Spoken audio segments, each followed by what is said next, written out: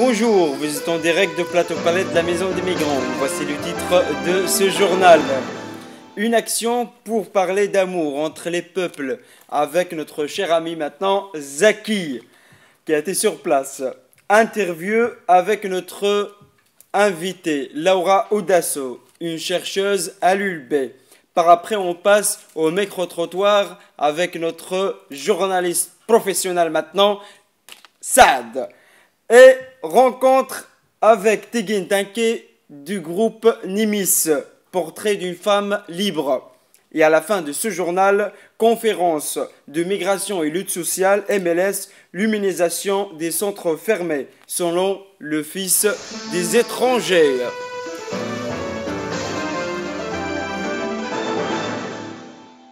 Bonjour, voici les actualités.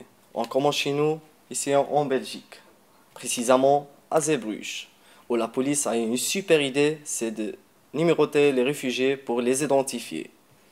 C'est vraiment de l'harcèlement, quoi.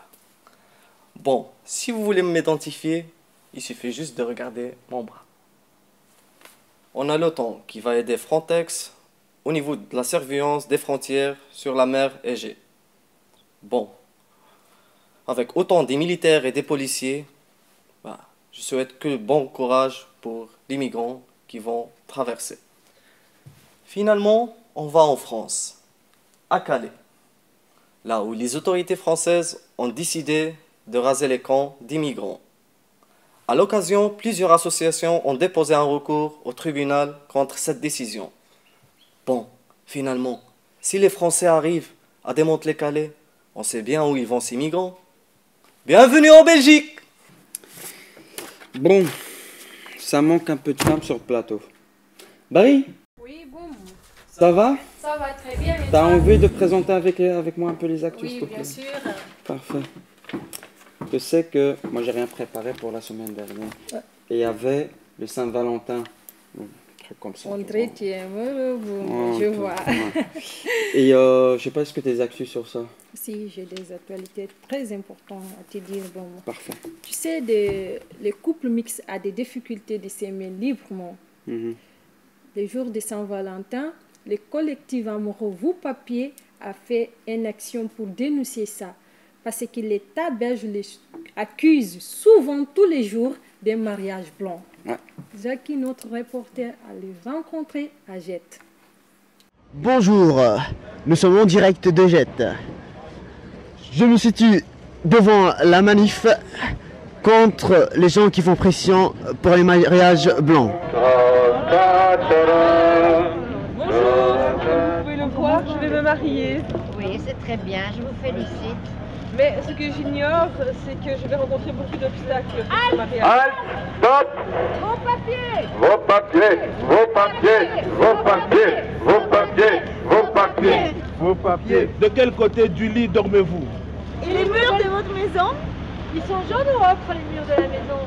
Jaune ou ocre? Allez, répondez! Répondez, jaune ou ocre? Si on vous a interpellé comme ceci, c'est parce qu'aujourd'hui c'est la Saint-Valentin et on veut mettre le doigt sur le fait que des personnes qui souhaitent faire un mariage mixte sont victimes de ce genre de questions très indiscrètes comme vous avez su le soulever. En fait, l'idée c'est pas tellement d'avoir une opinion en tant que telle sur le mariage mixte, mais plutôt sur la manière dont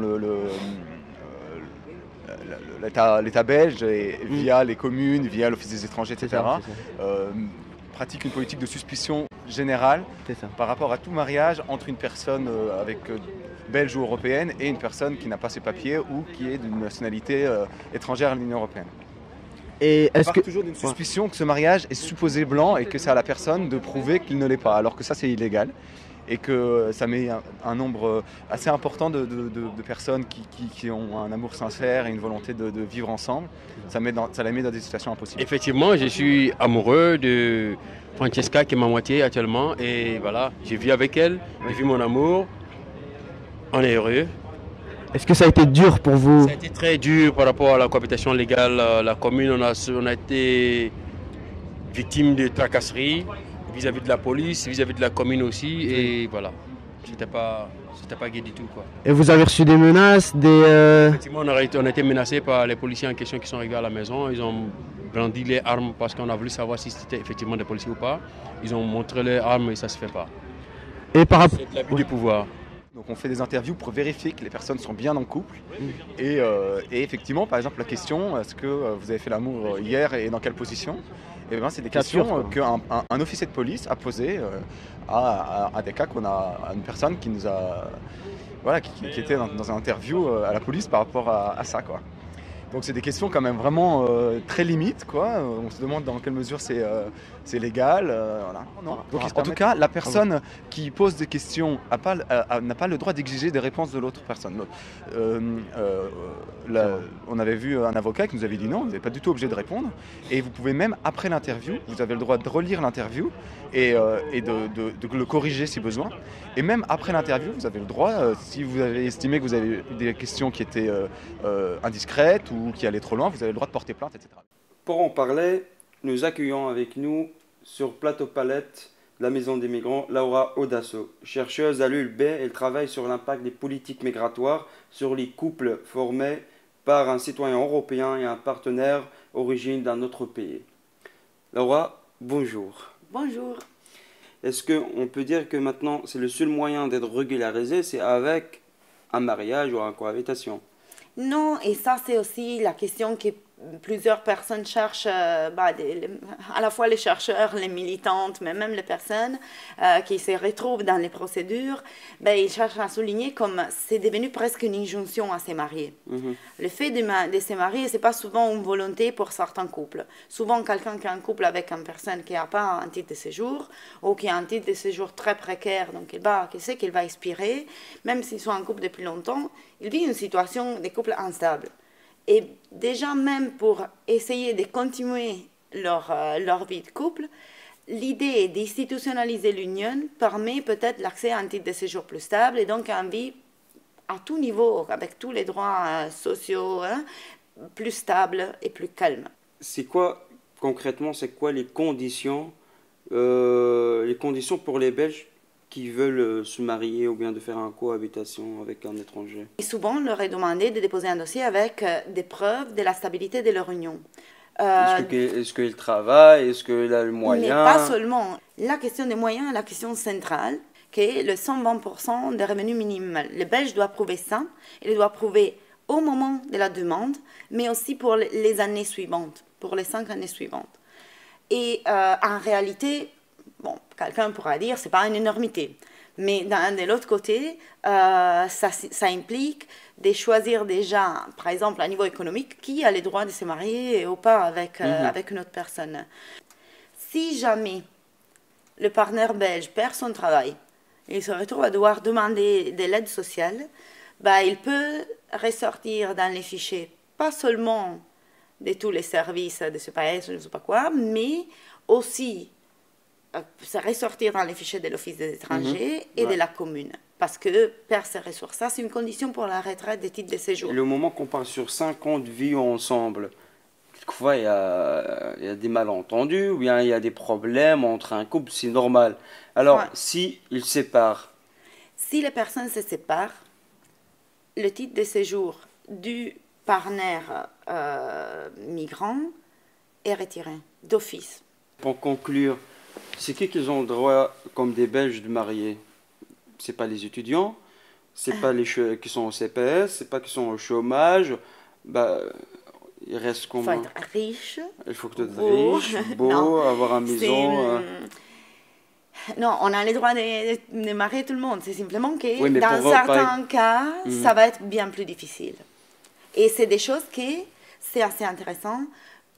Beaucoup de Belges, ça ne tombe pas à ça. Ça ne tombe pas d'avoir des enquêtes de police pour une question de mariage. Parfait.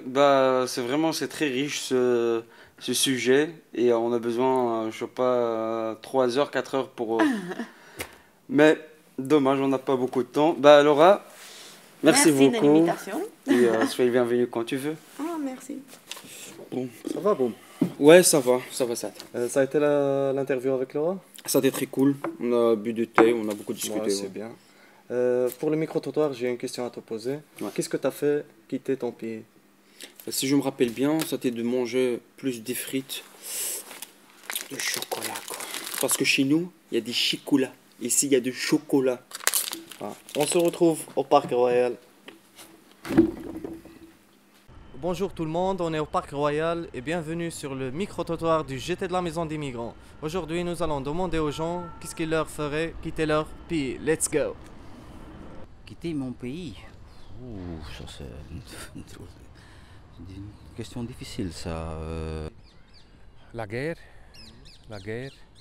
chômage et tout ça. Si je suis en danger, si on me traite et si j'ai pas de support du gouvernement pour ça. I think someone wouldn't leave their country unless they had no other options.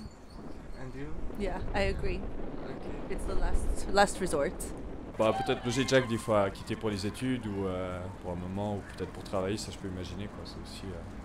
C'est aussi important de pouvoir bouger quoi. Parce que la Suisse n'est pas très grande du coup. Ouais. Même si on est très bien ici et on n'a même pas de raison de se plaindre, mais simplement vouloir faire sa vie ailleurs pour, je sais pas, la beauté d'un autre pays. Il y a plein de raisons pour quitter son pays. Ça dépend maintenant, ça peut être le loisir, le fait de vouloir vivre ailleurs, de connaître d'autres choses, de parcourir le monde. Dans la société actuelle, enfin dans le monde où on vit, on a tellement de possibilités. Rien ne ferait quitter mon pays.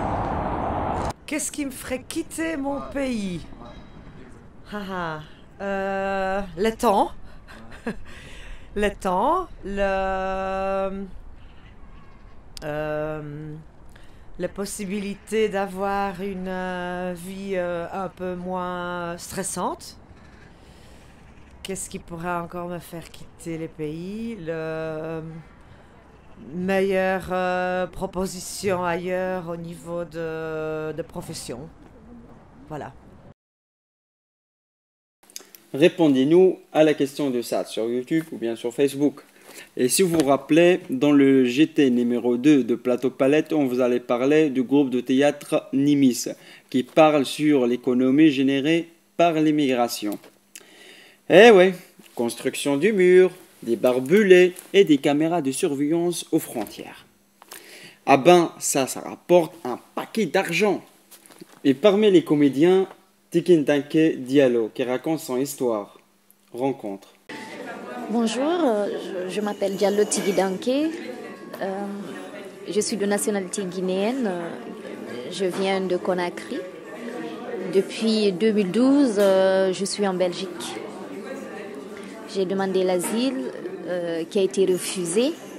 Il est effectivement écrit dans la Déclaration universelle des droits de l'homme que toute personne a le droit de quitter son pays, mais il n'est stipulé nulle part que d'autres pays ont le devoir de l'accueillir. Il y a eu le refus, il y a eu l'arrestation, il y a eu le centre fermé. Et voilà, il y a la vie de sans-papier depuis. Ça te fait perdre d'espoir. Tu te dis que est-ce que tu es un être humain? Tu doutes de tes capacités. Tu te poses des questions. En fait, pourquoi j'en suis là? En y allant, j'étais assez surpris d'observer que finalement, il y a des allées boueuses, 10 robinets, 10 douches, 10 toilettes quand elles fonctionnent. Et donc, c'est en fait une décharge publique, une ancienne décharge publique qui se trouve à 13 km de la préfecture, ce qui fait des trajets assez longs pour faire les démarches administratives. Je ne sais pas si vous vous rendez compte. Le jour qui se lève dans un centre fermé,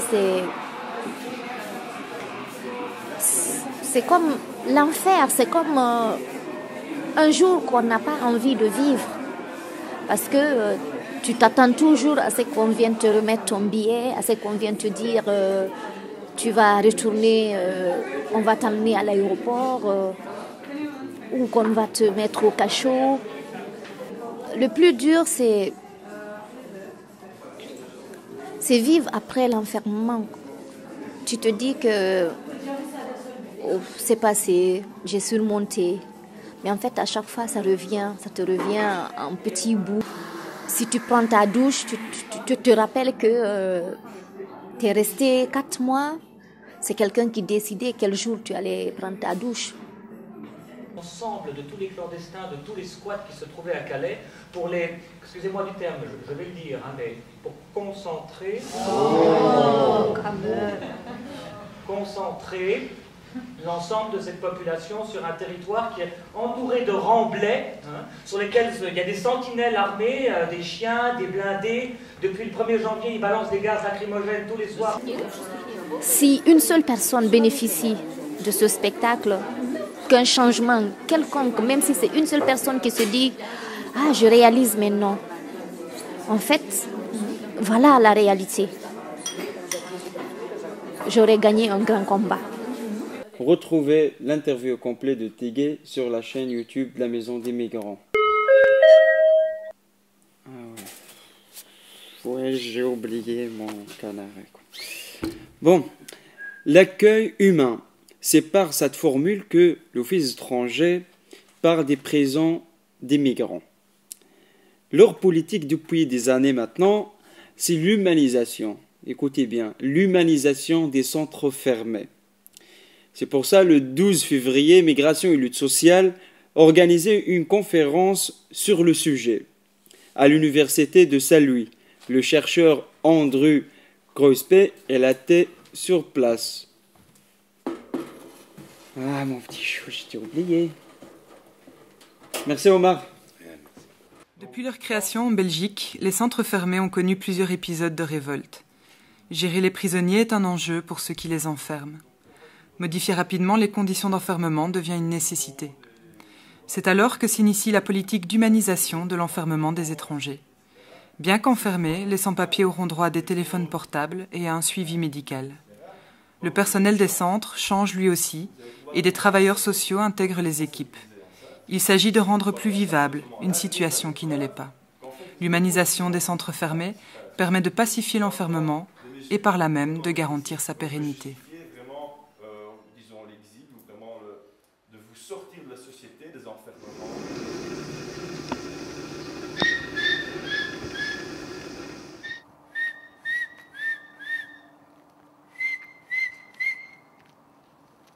Comment tu t'appelles, frère? Je m'appelle Ben Slimane Nizar. Nationalité? Tunisienne. Tunisienne. Tu es en Belgique depuis combien d'années? Non, je suis en fait venu en Belgique pour visiter ma mère.